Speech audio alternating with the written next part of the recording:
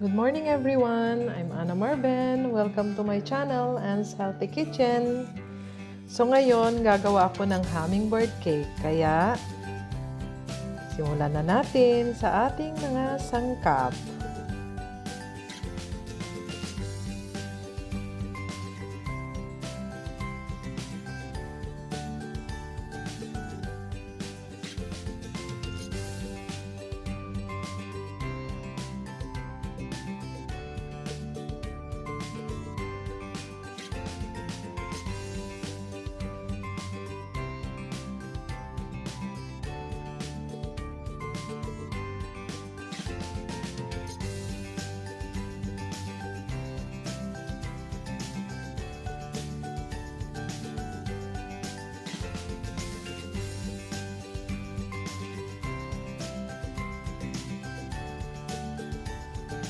Ito ang ating mga ingredients sa ating hummingbird cake.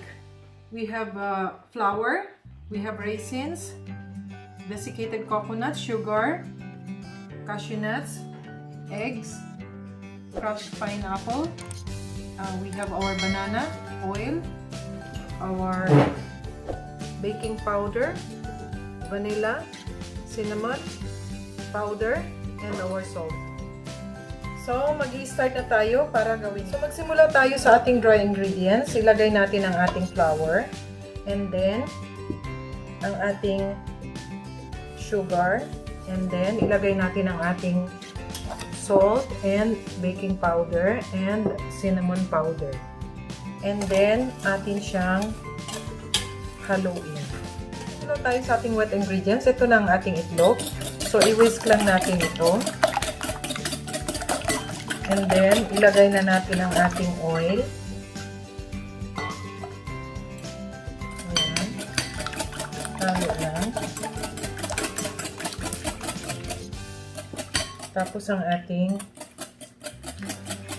vanilla.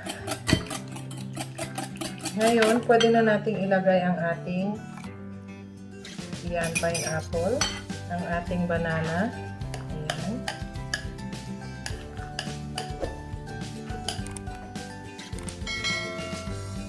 Ngayon, pwede na nating ilagay ito sa ating dry ingredients.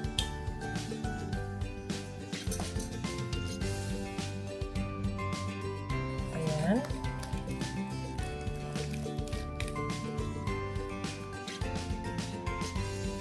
Ang aking ginamit na nuts ay ang ating cashew nuts.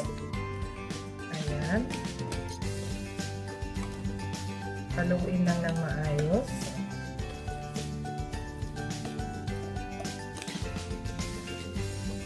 Ngayon, pwede na natin ilagay ang ating yan, puro mga dry. Ang nuts natin, ang ating desiccated coconut, ang ating raisins, yan. So, ito ngayon, napakabango na.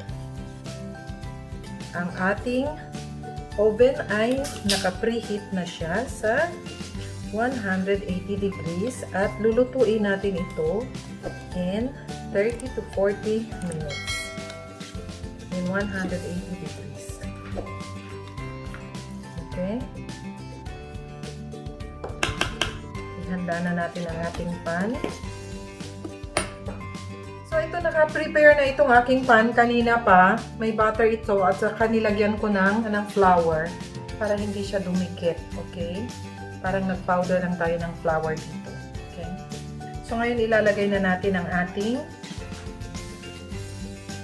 mixture. Ayan.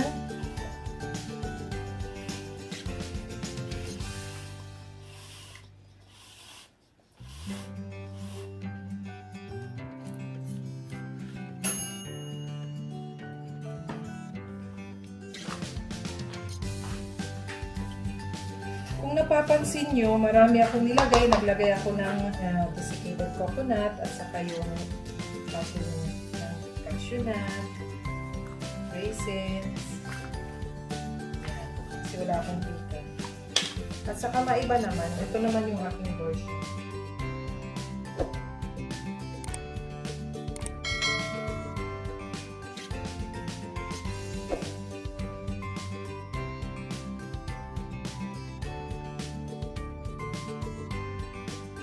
So ito na ang ating hummingbird cake. Tingnan nyo naman, ang ganda ng pagkaluto niya. So, mainit pa ito, kaya hindi pa pwede nating tanggalin sa ating baking pan. So, maya-maya ipapakita ko sa inyo. So, ito na ang ating hummingbird cake. Ang gagawin natin ay titikman natin. Okay?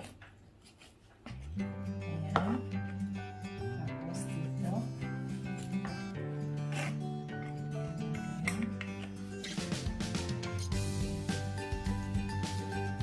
Mainit pa talaga siya. So, tingnan nyo. Ayan. Mainit pa siya. Pero napakabango na niya. At saka ang ganda-ganda na kanya pagkaluto. Okay.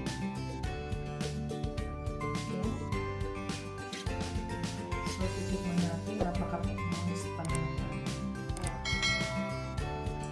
Super sarap.